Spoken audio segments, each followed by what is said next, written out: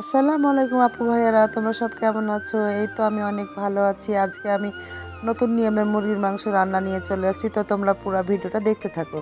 আমি প্রথমে মুরগির মাংস রান্না করব এবং আমার সব কিছু উপকরণ নিয়ে চলে এসেছি। আমার এই তো জ্বলন্ত চুলায় আমি কড়াই বসিয়ে দিলাম। প্রথমে আমি তেল দিলাম, এবার আমি দিব পাঁচফোড়ন।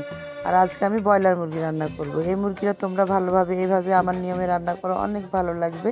আর এই জন্য আমি তেল গরম হয়ে গেছে, পাঁচফোড়ন দিচ্ছি। তারপর আমি গরম মশলা, এলাচ, তেজপাতা, শুকনো মরিচ, কাঁচামরিচ, পেঁয়াজ সবগুলো তেলের মধ্যে দিয়ে দিলাম আর ভালোভাবে নেড়ে নিচ্ছি।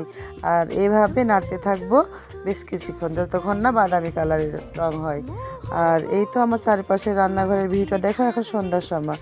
আর এই সময় আমি রান্না করতে বসেছি। আমার রান্নাঘরটা দেখতে অনেক ভালো লাগছে না? চারিদিকে অন্ধকার, মধ্যখানে লাইট জ্বলছে, আমার তো খুব ভালো লাগছে। আর এই তো বাদামি কালার হয়ে গেছে। এখন আমি দিয়ে দিচ্ছি আদা, রসুন, জিরা বাটা দিয়ে ভালোভাবে নেড়ে নিচ্ছি। আর এখন বেশ কিছুক্ষণ নাড়বো, তারপর আমি পানি দিব।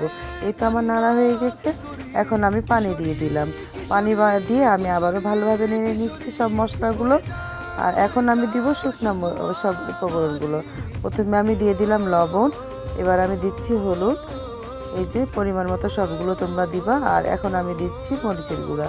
আমার সবগুলো গুঁড়ো মশলার উপকরণ দেওয়া হয়ে গেছে। এখন আমি ভালোভাবে নেড়ে নিচ্ছি। দেখো নাড়ার পর কালারটা কত সুন্দর এসেছে। আমার তো দেখতে খুব ভালো লাগছে, আশা করি তোমাদেরও ভালো লাগছে। আর এখন আমার মশলা কষানো হয়ে গেছে, এখন আমি টমেটোগুলো দিয়ে দিচ্ছি। টমেটো দেওয়া হয়ে গেছে, আমি আবারও ভালোভাবে নেড়ে নিচ্ছি। আর রান্নাটা আসলে একটা আর্ট, যত মশলা ভালোভাবে কষাবো তত রান্না ভালো হবে। আর এরপর আমি দিয়ে দিলাম মুরগির মাংস। মুরগির মাংসটা আমি আগে থেকে কেটে ধুয়ে ঝুড়িতে পানি ঝরতে দিয়েছিলাম, যাতে অতিরিক্ত পানিটা ঝরে যায়। আর এখন আমি ভালোভাবে মাংস দিয়ে মশলাটা কষিয়ে নিচ্ছি। আর যত ভালোভাবে কষাবো তত রান্নাটা সুন্দর হবে। আর এইভাবে আমি বেশ কিছুক্ষণ কষাবো। আর মাংস কালারটা কত সুন্দর এসেছে দেখেন। আর এইভাবে আমি অনবরত নাড়তে থাকবো, যাতে কড়াইয়ের তলায় না লেগে যায়। আর এই তো কষাতে কষাতে কি সুন্দর একটা কালার চলে এসেছে।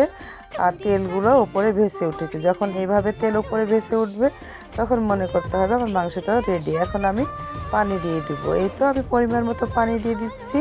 আর এই মাংস আমি ঝোল রাখবো না, একদম ভুনা ভুনা করে রান্না করব। এরকম করে আপনার বাসায় রান্না করে খাবেন, অনেক মজা হবে।